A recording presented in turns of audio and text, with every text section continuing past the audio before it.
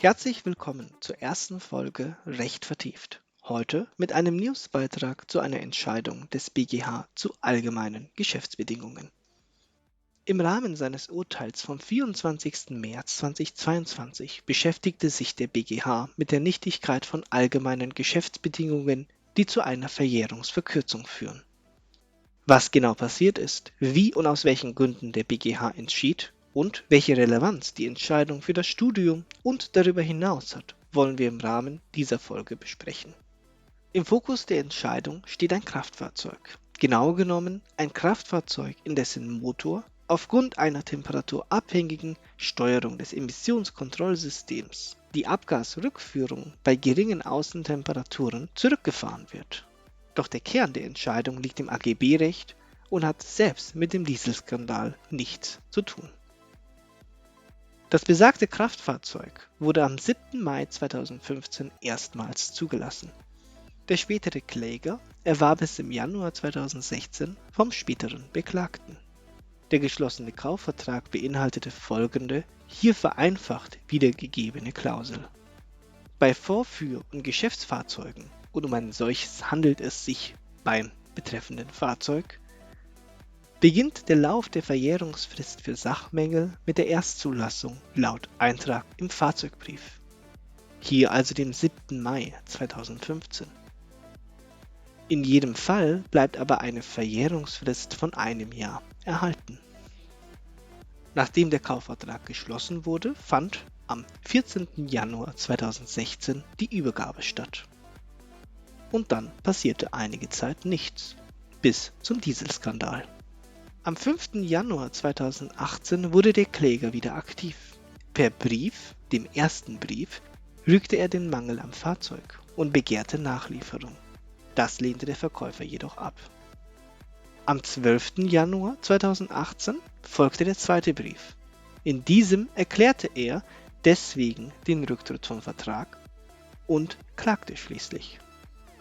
Im Rahmen seiner Klage begeht der Kläger unter anderem die Rückzahlung des Kaufpreises abzüglich Nutzungsentschädigung in Höhe von fast 49.000 Euro und Zinsen, Zug um Zug gegen Übergabe und Übereignung des Fahrzeugs. Vor dem Landgericht hatte der Kläger keinen Erfolg, die Klage wurde abgewiesen. Auch seine Berufung wurde zurückgewiesen, die Revision führte ihn vor den BGH. Im Urteil geht es um 4 verschiedene Ansprüche. Erstens einem Anspruch aus § 826 31 BGB. Zweitens aus 823 Absatz 2 BGB in Verbindung mit den § 6 Absatz 1, 27 Absatz 1 der EG-FGV oder Artikel 5 der Verordnung EG Nr. 715/2007.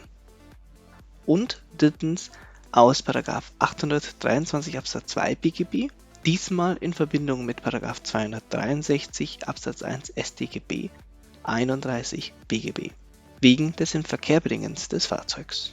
Und zuletzt aus den § 437 Nr. 2 Alternative 1, 434 Absatz 1, 440, 321 Absatz 1, 346, 348 BGB. Für uns relevant ist nur der letzte vertragliche Anspruch. Alle anderen, also A bis C, verneint der BGH in Übereinstimmung mit seiner bisherigen Rechtsprechung und auch der Vorinstanz.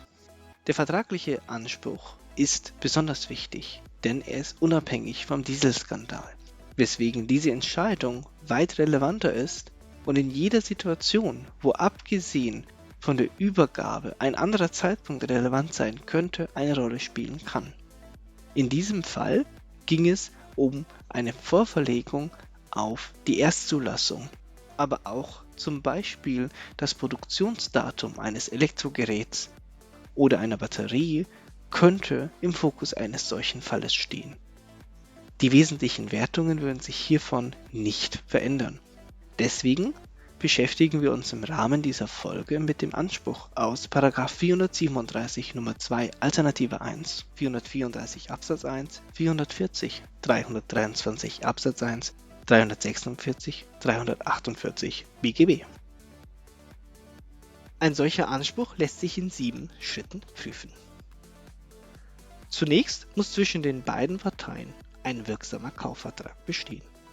Dieser wurde in unserem Sachverhalt im Januar 2016 geschlossen. Als zweites ist erforderlich, dass ein Sach- oder Rechtsmangel vorliegt. Vorliegend handelt es sich um ein Kraftfahrzeug, in dessen Motor aufgrund einer temperaturabhängigen Steuerung des Emissionskontrollsystems die Abgasrückführung bei geringen Außentemperaturen zurückgefahren wird. Nach Ansicht des BGH liegt schon ein Mangel vor, weil durch diese Steuerung die Gefahr einer Betriebsuntersagung durch die zuständige Behörde droht und somit eine Eignung zur Nutzung im Straßenverkehr nicht angenommen werden kann. Im Rahmen einer gutachterlichen Klausur können und sollten auch weitere Aspekte angesprochen werden, wie beispielsweise ein erhöhter Kraftstoffverbrauch und hieraus folgend mehr Umweltschäden. Somit ein Abweichen vom vertraglich vereinbarten Zustand.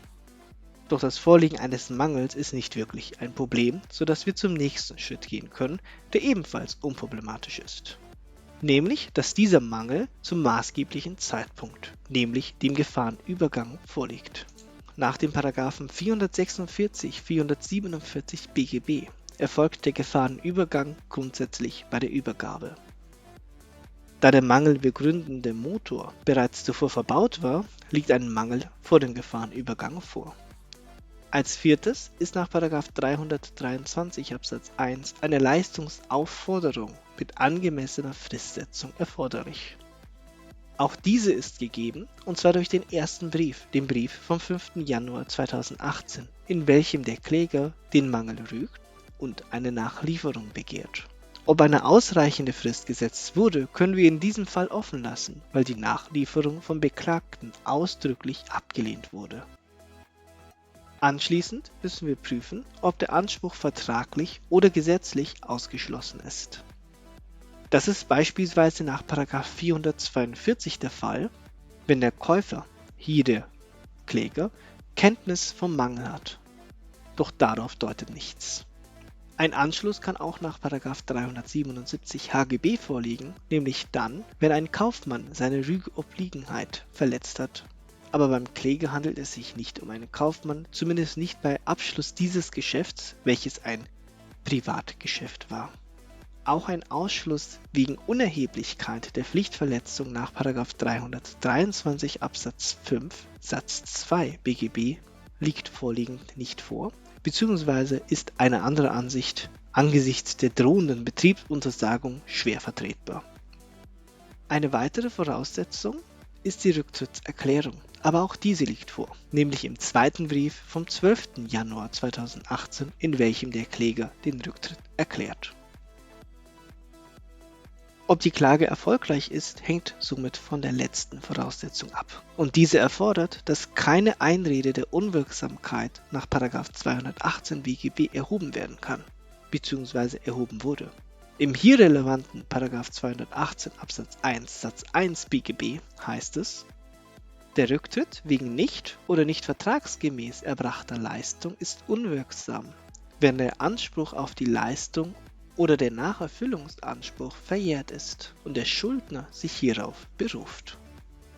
Hintergrund dieser Regelung ist, dass Rechte wie das Rücktrittsrecht nicht verjähren können und deshalb diese Rechte unwirksam werden, wenn der Anspruch verjährt ist. Mit anderen Worten, der Rücktritt ist ausgeschlossen, wenn der Anspruch verjährt ist. Nach § 438 Absatz 1 Nr. 3 BGB verjährt der Anspruch auf Nacherfüllung in 3 Jahren. Vorliegend könnte jedoch vertraglich etwas Abweichendes vereinbart worden sein, da im Kaufvertrag eine Klausel enthalten war, wonach bei Vorführ- und Geschäftsfahrzeugen der Lauf der Verjährungsfrist für Sachmängel mit der Erstzulassung laut Eintrag im Fahrzeugbrief beginnt. Werfen wir erneut einen Blick in den Sachverhalt, können wir feststellen, dass bei einer Zulassung am 7. Mai 2015 der am 12. Januar 2018 erklärte Rücktritt ausgeschlossen wäre, da der Anspruch auf Nacherfüllung bereits nach 2 Jahren verjährt wäre. Ob das jedoch der Fall ist, hängt davon ab, ob es sich bei der Klausel um einen Bestandteil des Kaufvertrags handelt. Mit anderen Worten müssen wir eine AGB-Prüfung durchführen. Als erstes stellt sich hierbei die Frage, ob die Regelungen zum AGB-Recht überhaupt Anwendung finden. Vorliegend handelt es sich nicht um einen Vertrag aus dem Gebiet des Erb-, Familien- oder Gesellschaftsrechts. Und es liegt auch kein Tarifvertrag oder eine Betriebs- oder Dienstvereinbarung vor, sodass nach § 310 Absatz 4 Satz 1 BGB die Anwendung nicht ausgeschlossen ist. Mangels Arbeitsvertrag ist auch Satz 2 nicht einschlägig. Als besondere Ausschlussgründe kommen noch die Paragraphen 476 und 444 BGB in Betracht.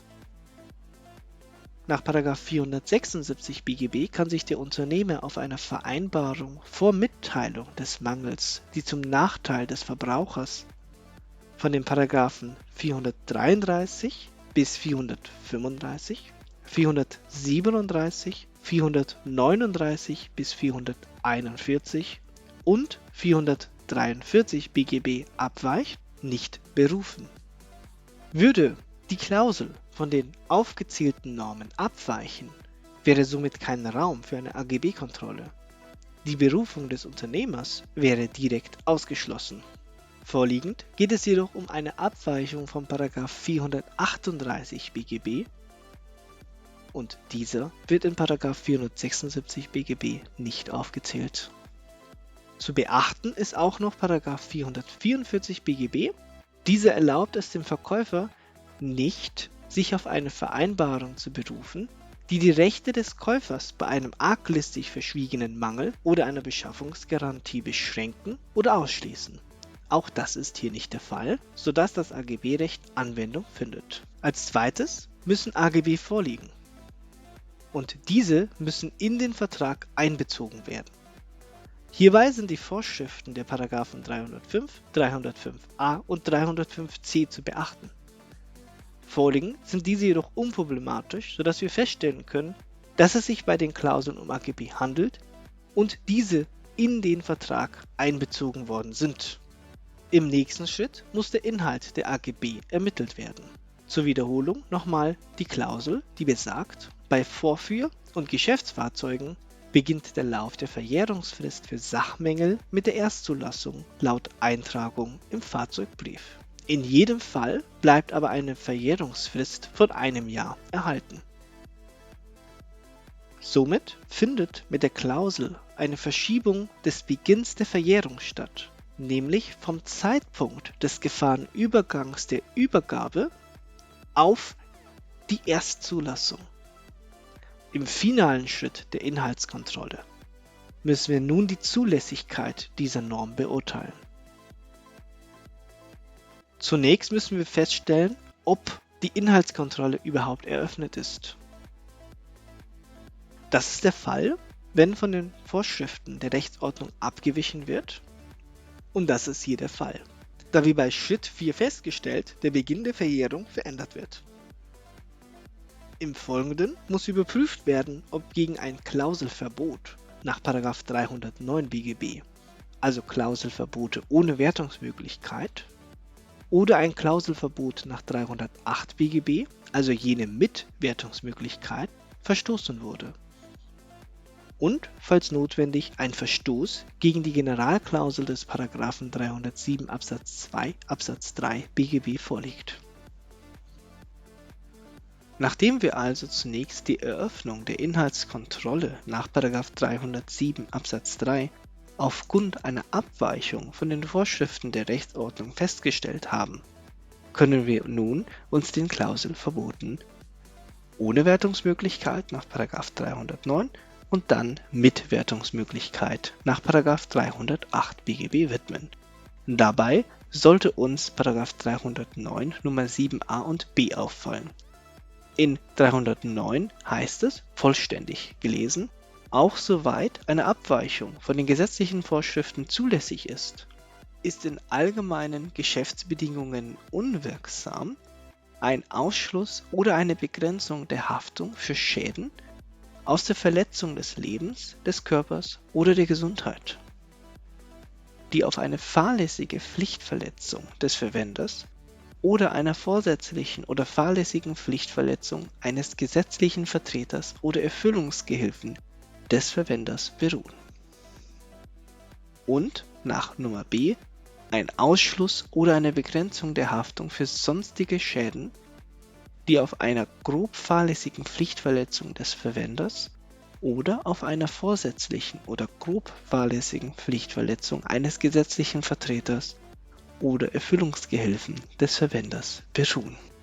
Hierzu stellt der BGH Folgendes fest. Nachdem für das Revisionsverfahren maßgeblichen Sachverhalt, also den Sachverhalt, den wir zuvor festgestellt haben, verstößt die oben beschriebene Klausel zur Verjährungsfrist gegen diese Vorgaben, also die Vorgaben des § 309 Nummer 7 a und b. Sie führen hiernach dazu, dass der Beginn der Verjährung von sämtlichen Ansprüchen des Käufers wegen Sachmängeln bei gebrauchten Fahrzeugen abweichend von der gesetzlichen Regelung in § 438 Absatz 2 BGB, wonach die Verjährung mit Ablieferung des Fahrzeugs beginnt, vorgezogen und auf diese Weise die gesetzliche Verjährungsfrist von 2 Jahren gemäß § 438 Absatz 1 Nummer 3 BGB auf bis zu 1 Jahr verkürzt wird. Mit anderen Worten bestätigt der BGH, dass § 309 Nummer 7a und b verletzt sind, weil die Klausel jegliche Sachmängel verkürzt durch die Vorziehung des Zeitrahmens. Darauf aufbauend stellt der BGH fest, dem steht nicht entgegen, dass sich die Klausel nach ihrem Wortlaut auf den Lauf der Verjährungsfrist für Sachmängel bezieht. Sie ist, zumindest gemäß 305c Absatz 2 BGB, so auszulegen, dass damit die Verjährung von Ansprüchen wegen Sachmängeln nicht nur im engeren Sinne gemeint ist und die zeitliche Haftungsbegrenzung auch Folgeschäden aus der Verletzung des Lebens, des Körpers oder der Gesundheit erfasst. Mit anderen Worten verstößt die Klausel somit gegen § 309 Nummer 7a und b BGB, weil sie auch Schäden aus der Verletzung des Lebens, des Körpers und der Gesundheit erfasst. Dadurch nämlich, dass sie den Zeitpunkt nach vorne verlegt. Und genau das ist im Widerspruch zu § 309 Nummer 7a und b. Bei diesem Zitat handelt es sich um die Randnummer 41 des Urteils. Den Link zum Urteil findet ihr in der Videobeschreibung. Die Folgen von diesem Verstoß sind zum einen die Nichtigkeit der Klausel. Zum anderen sorgt das nach 306 Absatz 2 BGB zur Anwendung der gesetzlichen Regelung. Das ist hier § 438 Absatz 1 Nummer 3 und Absatz 2 BGB, sodass die Verjährung 2 Jahre beträgt, nämlich ab der Übergabe.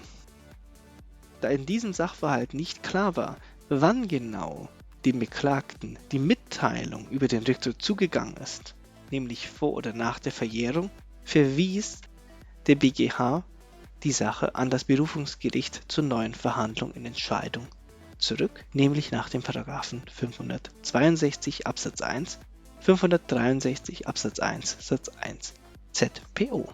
Damit sind wir am Ende des Urteils angekommen.